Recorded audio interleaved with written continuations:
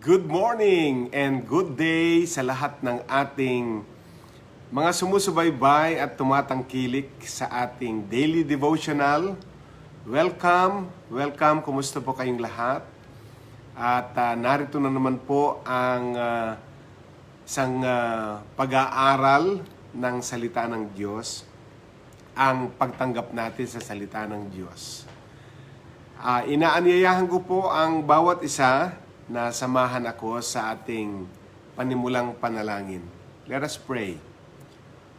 O our God in heaven, nagpapasalamat uli kami sa panibagong araw, panibagong umaga, panibagong pag-asa, panibagong buhay na ibinigay mo sa amin. Salamat po sa isang maayos na pagtulog.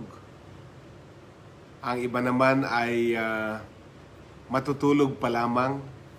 Dalayan ko po ang ibayong pagpapala ang dumaloy sa amin pong pag-aaral ng inyong banal na salita. We are here with open hearts and mind, and our being, Panginoon, ay handa na namang tumanggap ng nourishment ng inyo pong salita. Pagpalain niyo po ang araw na ito at dumaloy nawa ang kaunawaan sa inyong salita. Dumaloy din po ang inyong kapangyarihan na magpagaling sa may mga sakit at may mga karamdaman. Dumaloy po ang probisyon sa mga pangangailangan. Dumaloy ang inyong pong pagkalinga sa may mga pinagdadaanang negatibong sitwasyon ngayon. Pagpalain niyo po ang aming gawain ngayon. Ito ang aming dalangin sa tanging pangalan mo, Jesus. Amen and Amen. Purihin ang Diyos na buhay. So it's Monday, August 23, 2021. Monday here in the Philippines. Monday morning, it's 6:32 in the morning.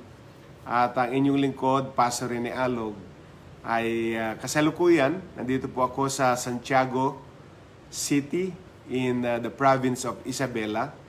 Nandito ako sa loob ng ating Santiago City JLG Church para sa ating daily devotional.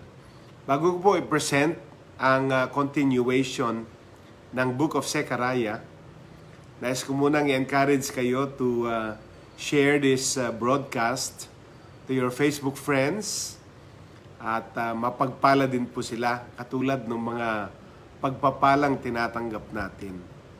Sundan nyo rin po ang ating program o ang lahat ng ating mga broadcast at episodes sa YouTube, at ang ating YouTube channel ay JLG Space TV.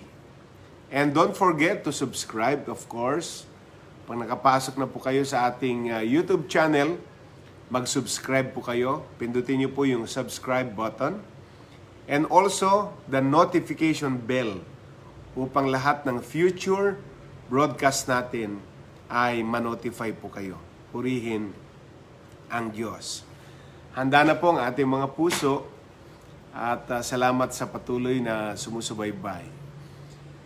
Ang aking nais i-share ngayon ay Zechariah chapter 12, verses 10 to 14, at tatagos po yan hanggang sa Zechariah 13 verse 1. So, Zechariah 12, 10 to 14, and Zechariah 13 verse 1. And I will read from the NIV Bible. Ito po ang sabi. And I will pour out on the house of David and the inhabitants of Jerusalem a spirit of grace and supplication. They will look on me, the one they have pierced, and they will mourn for him as one mourns for an only child, and grieve bitterly for him as he grieves for a firstborn son. On that day, the weeping in Jerusalem will be as great as the weeping of Hadad Rimmon in the plain of Megiddo. The land will mourn, each clan by itself, with their wives by themselves, the clan of the house of David and their wives, the clan of the house of Nathan and their wives, the clan of the house of Levi and their wives, the clan of Shimei and their wives, and all the rest of the clans and their wives. Zechariah 12:10-14. Now continuing to Zechariah 13 verse 1. On that day, a fountain will be opened to the house of David and the inhabitants of Jerusalem to cleanse them from sin and impurity. Blessed be the reading of the word.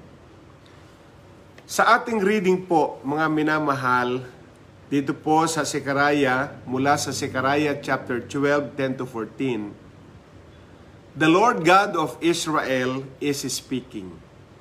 Ang nagsasalita po, dito ang nangungusap sa pangungusap na ito ay ang Diyos, ang Panginoong Diyos ng Israel, ang siyang nagsasalita. At ang Panginoon ay kanyang inilarawan. And the Lord describes Himself. Inilarawan ang kanyang sarili as the one they have pierced. Ang siya na kanilang sinaksak ng spear sa kanyang tagiliran. So, Zechariah chapter 12 po ito, pero ito ay tumutukoy sa isang propesiya na ginanap ng ating Panginoong Hesukristo sa krus ng Kalbaryo noong sinaksak ng sibat ang kanyang tagiliran at lumabas ang naghalong tubig at dugo. So yan po, kung mapapansin ho natin, ay isang napakalinaw na propesiya na naglalarawan sa Panginoong Hesus mismo na naparito at siya ang nag-iisang, sabi nga, the one they have pierced. This praise, ito pong katagang ito, ay binigkas din in a description of Jesus' death on the cross. Itong katagang ito ng Zechariah chapter 12 ay binigkas sa New Testament upang ilarawan ang kamatayan ng ating Panginoong Hesus sa krus. Nung sabihin po ng John chapter 19 verses 36 and 37. John 19, 36 and 37. Ang sabi po, and I will read, these things happened so that the scripture would be fulfilled. Not one of his bones will be broken, and they will look on the one they have pierced.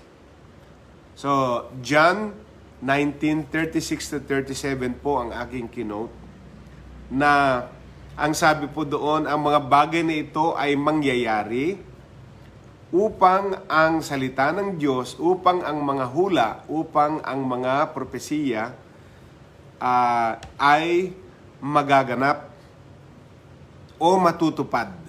At tinupad ng Panginoon ang propesiya ni Prophet Zechariah. Ang prophecy ni Prophet Zechariah regarding po ng suffering Savior na mamamatay sa krus, na isa sa dahilan ng kanyang kamatayan ay ang pagsibat, ang pagtusok ng sibat sa kanyang tagiliran. At ang sabi nga, not one of his bones will be broken. Wala pong ni isa sa kanyang buto ang nabali. They will look on the one they have pierced. The same line na binanggit po ng John chapter 19 verses 36 and 37 ay exact fulfillment nito ng prophecy ni Zechariah sa chapter 12. Meaning to say, talagang ang Panginoong Hesukristo ang fulfillment ng prophecy patungkol sa the coming Messiah, the coming Savior, the suffering Savior. His name is Jesus. Walang kaduda-duda na ang binabanggit ni Zechariah sa kanyang prophecy sa darating na Savior na tinupad ng ating Panginoon Jesus sa John chapter 19. Wala na pong iba kundi ang mismong Panginoong Jesus. So through the prophet Zechariah, God was describing the thrust of a Roman spear into Jesus' side. Opo, ang Zechariah chapter 12, mga minamahal, ay description ng patungkol sa pagsaksak ng sibat ng isang Roman soldier gamit ang kanyang Roman spear sa tagiliran ng ating Panginoong Jesus. Wala pong iba na nagsuffer sa cross na nag-fulfill sa istoryang ito, mismong ang Panginoong Hesukristo. So ang ating pinag-uusapan ngayon, yung validation na ang Panginoong Jesus lamang ang Savior.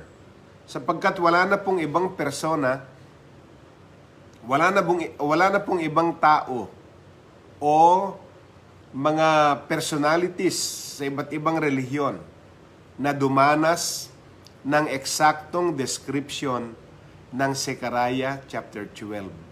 Meaning to say, mga minamahal, kaya ko po dinidiinan ito para maging stable, maging maayos, maging firm ang ating pananampalataya na walang pagdududa na ang Panginoong Hesukristo ang eksakto, the vivid, the exact example or the exact fulfillment, I should say, of what was prophesied in Zechariah chapter 12. Another prophet aside from Zechariah, sa binasa natin, ay isang major prophet by the name of Isaiah. Isaiah also described Jesus' suffering. Kasi hindi lamang po isang prophecy ang tumukoy patungkol sa mangyayari sa description ng mga events sa kamatayan ng ating Panginoong Jesus. Maliban po kay Zechariah, well, marami pa tayong pag-uusapan ng mga prophetic books at dadaanan pa natin ang iba't ibang mga prophecies patungkol sa Panginoong Jesus na siya ang eksaktong description ng parating na tagapagligtas. Si Isaiah po ay kanyang dinescribe din ang suffering ng Panginoong Jesus nung sabihin po niya sa kanyang prophecy sa Isaiah 53 verse 5. And I will read Isaiah 53 verse 5. He was pierced for our transgressions. He was crushed for our iniquities. The punishment that brought us peace was on him, and by his wounds we are healed. Praise God. Yan po, kumbaga, ito lamang Isaiah 53 verse 5 ay pwede na nating sabihin ang huling pako para isara na ang issue patungkol sa mga debate na ang Panginoong Jesus ay hindi Savior. Ito lamang sa Zechariah chapter 12 at ang description ni Isaiah sa chapter 53 ay kompletong description ng isang suffering Messiah na tumutukoy sa ating Panginoong Jesus. He was pierced for our transgressions. Siya ay tinusok ng sibat dahil sa ating mga pagsalangsang. He was crushed for our iniquities. The punishment that brought us peace. Ang parusa na nagdala sa atin ng kapayapaan ay nasa Kanya at sa pamamagitan ng kanyang mga latay, tayo ay nagsigaling. Lagi po nating i-quote yan. And by His wounds, we are healed. Past tense po yan. At sa pamamagitan ng kanyang mga sugat, sa pamamagitan ng kanyang mga latay, tayo ay nagsigaling. Kaya po ipinapanalangin ko ngayon, ang sino mang may sakit at may karamdaman, sa pangalan ni Jesus, sa pamamagitan ng kanyang mga latay at mga sugat, tayong lahat ng may sakit, karamdaman, ay magsisigaling sa pangalan ni Jesus.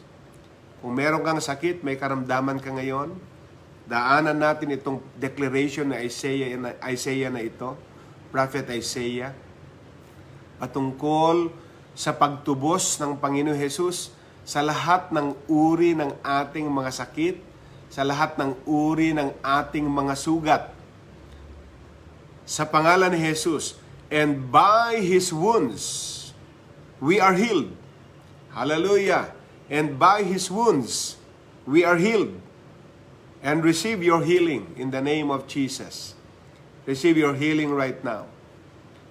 When God pours out His Spirit, nung ang Diyos ibuhos niya ang kanyang Espiritu, we mourn over our sins and look to the Savior, pierced on the cross for our sake, and we are washed clean.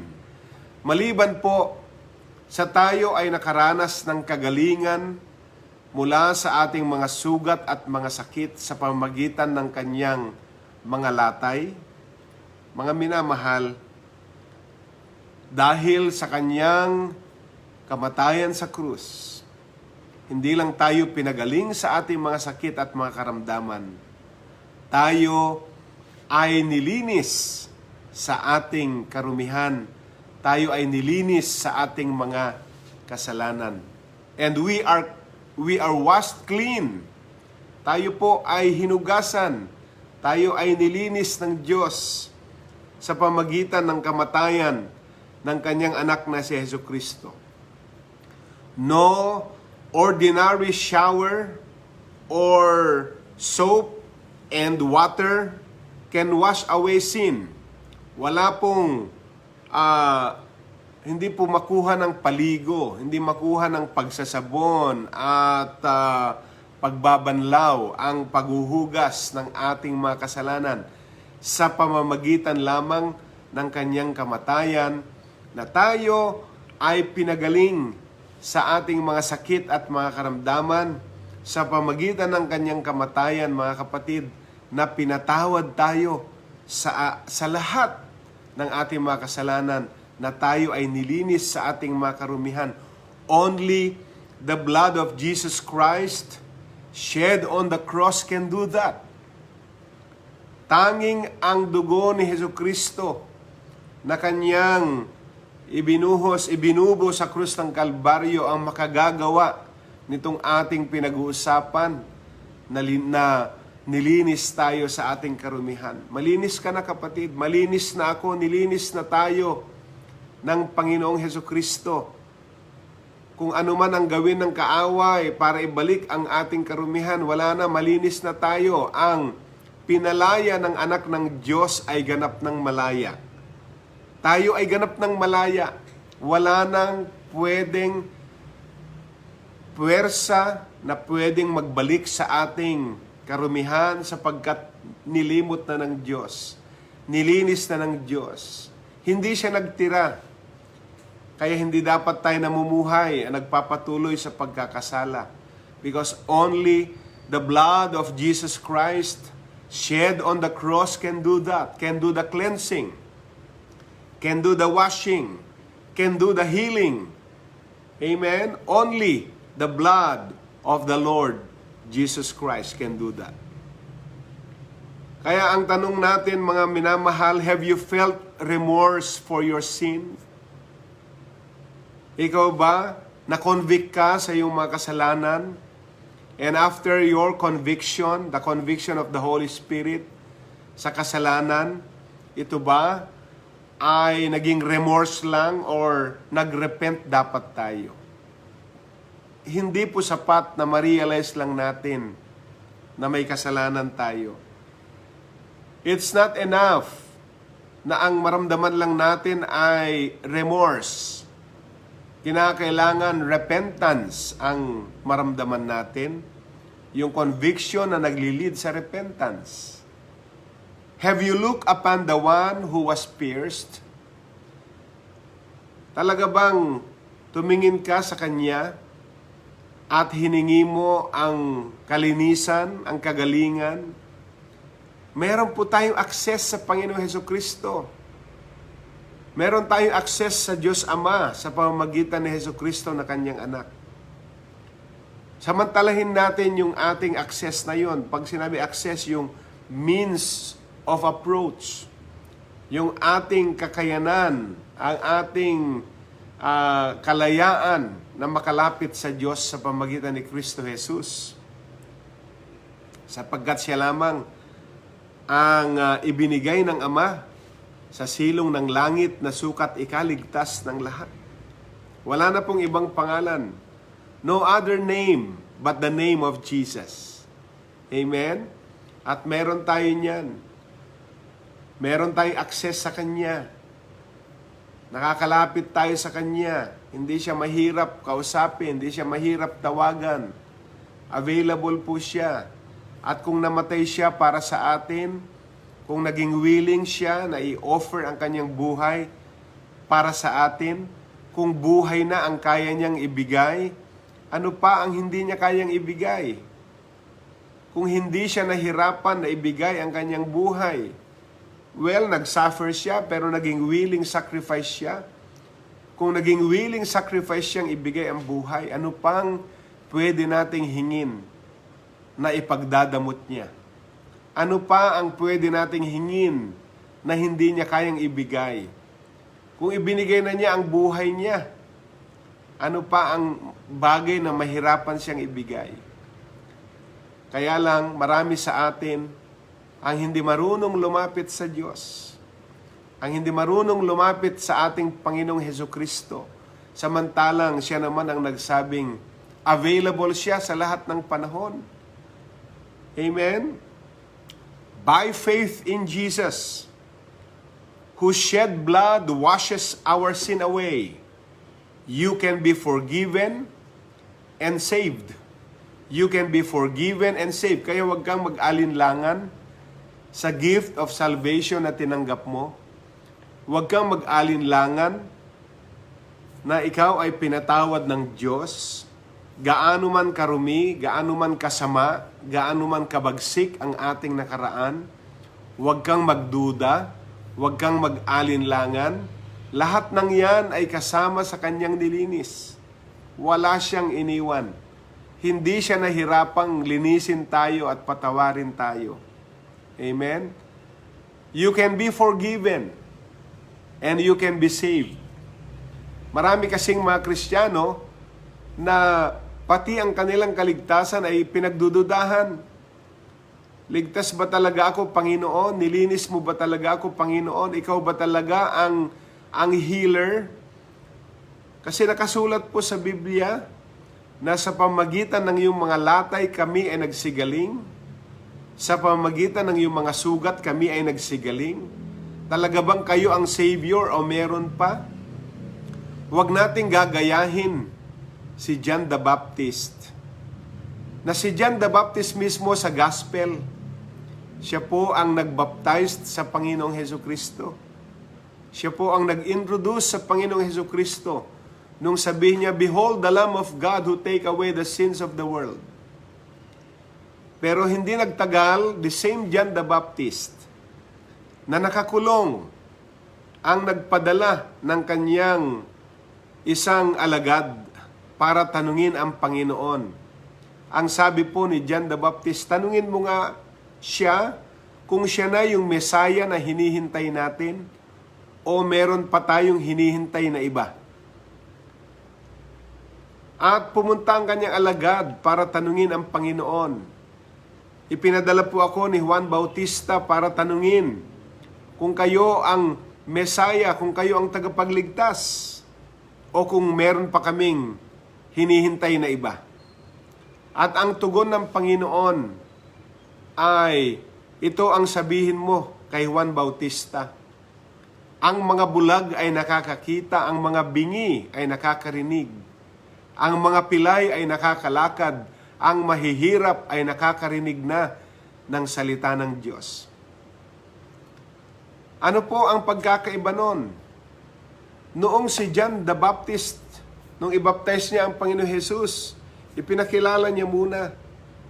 In-honor niya ang Panginoon. Ang sabi niya, I am not even worthy to untie your sandals.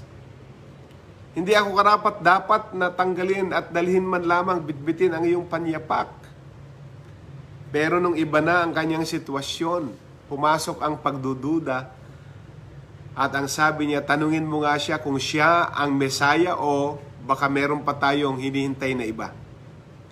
Dumarating po sa buhay natin yan na yung ating karanasan sa Diyos sa mga panahong pinagpapala tayo, ang Diyos ay Diyos na Diyos sa atin. Pero pag dinatnan tayo ng iba't ibang uri ng pagsubok at binabayo tayo ng iba't ibang klase ng sitwasyon, negatibong sitwasyon, nagsisimula tayong magduda sa pagiging totoo ng Diyos sa buhay natin. Mga kaibigan, huwag nating pagdudahan ng Diyos. Siya ang Diyos na namatay sa krus ng Kalbaryo. Tinutukoy ko po ang Panginoon Jesus, anak ng Diyos. Siya ang nagbubo ng dugo nung tusukin ng spear ang kanyang tagiliran at dumanak, naghalo ang tubig at dugo at walang ni isang buto na nabali ayon sa prophecy ni Isaiah.